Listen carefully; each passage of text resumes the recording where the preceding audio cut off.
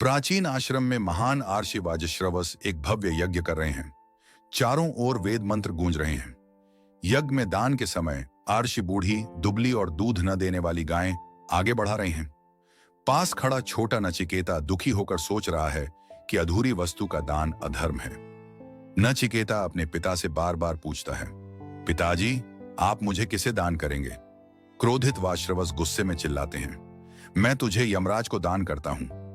नचिकेता पिता की आज्ञा मानकर अकेला यमलोक की ओर यात्रा करता हुआ चलता है। यमराज घर पर नहीं है।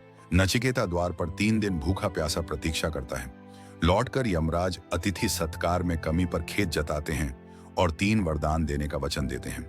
पहला वरदान, नचिकेता चाहता है कि उसके पिता का क्रोध शांत हो और वे स्नेहपूर्वक अपनाएं। यमराज मुस्कुराते हुए उसका पहला वरदान तुरंत पूर्ण कर देते हैं। दूसरा वरदान, नचिकेता स्वर्गलोक ले जाने वाली अग्नि विद्या का रहस्य मांगता है। यमराज उसे अग्नि विद्या का संपूर्ण ज्ञान और यज्ञ विधि सिखाते हैं।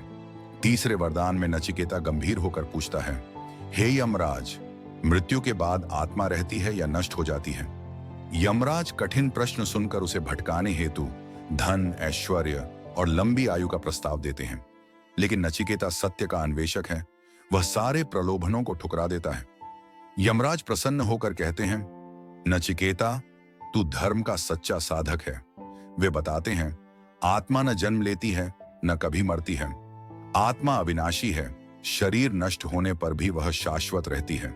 मृत्यु केवल शरीर का परिवर्तन है, आत्मा का नहीं। नचिकेता को ब्रह्म विद्या और धर्म का गहन ज्ञान मिलता है, जो कठोपनिषद में अमर हो गया।